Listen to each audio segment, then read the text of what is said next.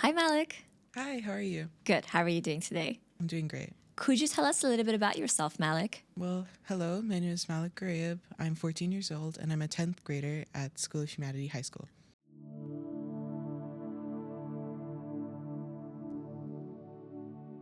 Brilliant. And Malik, what inspired you to join School of Humanity? At first, I've seen my sister Luna, and I've seen like before she joined School of Humanity, her academics weren't as good as before, like when she joined. So, and I've seen how much she bettered like her education, and I just got really inspired, and I wanted to join as well to see if that would better my education, and it did. And can you tell me a little bit about your educational history up to that point? What were you doing before? So before that, I went to one public school, and I feel like that wasn't really for me. It was like, I think, a British curriculum, and I feel like most of the work would be like a bit harsh, and it was just like really hard for me to pay attention. I understand. And I know that in contrast, at our school, we've been learning through projects. Could you tell me about a recent project that you've worked on? That would be my flourishing journey. So for that, it's really interesting. So I like created a survey asking people about like body image, about like clothes they feel comfortable in, clothes they like to wear, because I wanted to base my flourishing journey off body image and create something that would make people feel comfortable wearing. So with the results I've got, I basically made a piece of clothing that like resonated with all the people's answers so that people would feel comfortable like wearing. I made a baggy sleeveless top with like stars all around it. I chose for it to be sleeveless just because I wanted it to be like the first like step into being more confident, and I feel like having just like a simple sleeveless top is like a great first step.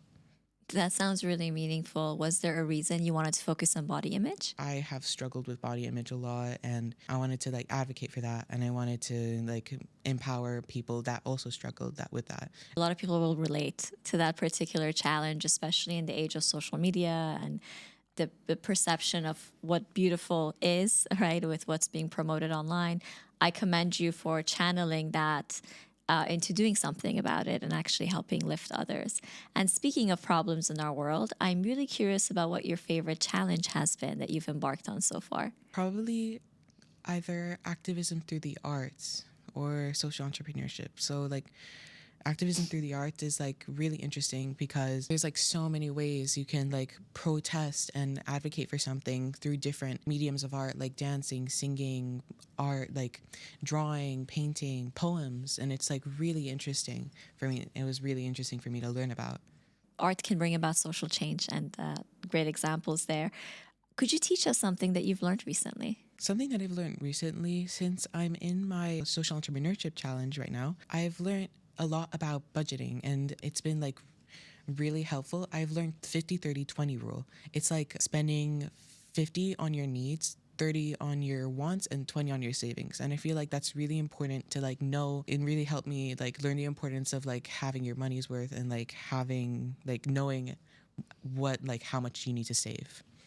I couldn't agree more. I was just having a conversation with someone about financial literacy and how little time we spend in traditional schools learning about how to manage money and how it's the thing that probably impacts our lives the most in adulthood. What kinds of skills have you found yourself developing throughout the journey? I feel like a lot of people said this, but before I joined School of Humanity, I was like literally too scared to like present anything like in front of an audience or in front of like more than 5 people. But now that I've joined School of Humanity and doing all these presentations, it's really like helped me with my public speaking and of my presentation making, and it's just really been helpful with that. Brilliant. I'm curious about how you're managing your time alongside school. How are you staying active? How are you socializing?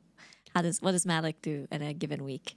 So usually I would also stay like very social in during school, during like classes, during breakout rooms. I'd be like, hi, how are you? Like talk to people before we get into like the activity. But like even out of school, I'm like doing all these activities with other friends, like going to cafes, doing other stuff, going to malls. And it's like just I need to keep my mental good as well as my physical, just so then I can like keep it steady. Absolutely. It's really important to take care of our minds. I'd love to know a little bit more about your passions in life.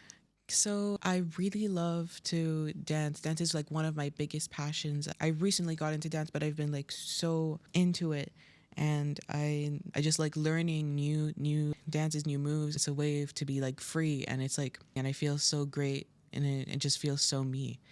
And some other things I love to do would be like art, singing. I love to sing, drawing, and yeah, that's like most of my interests. Are there specific styles of dance that you are drawn to? I really love K-pop and just like a lot of freestyle, but I've like even started my own dance team, a K-pop cover group. I've been inspired by all those other cover groups that go all these places, and I've just really loved the dance, and I love to dance in front of an audience. Amazing. And that's, I'm really glad you said that because I think dance is one of those things that a lot of people love the idea of doing and we all find it so beautiful to watch. But some of us have this self conscious block to dancing, not just like for fun at a party, but actually through as a form of art. And Yes. dancing in front of others can feel very intimidating. What advice do you have for people who are maybe want to try dancing or go deeper into dancing but feel self conscious about it? Practice like makes perfect. I started off like not that good, and I've been teaching other people dances. The more you practice, like the better you'll be. It takes like a while to get there. I wouldn't, since I'm self-taught, I wouldn't say that I'm like so professional, but I just like, it's like my style. And when you think about your future as a creative, because it sounds like you're such a creative person and you're doing so many different mediums of creative self-expression, where does Malik see himself 5, 10 years from now? I just have a feeling that I'm gonna be doing something in the arts, hopefully something in dance, but if not, I've been really into just fashion design or maybe even singing as like a solo artist. I think that would be something I'm really hopeful for in the future. I can't wait to see what you create, Malik. It's going to be exciting. Thank you so much. Great.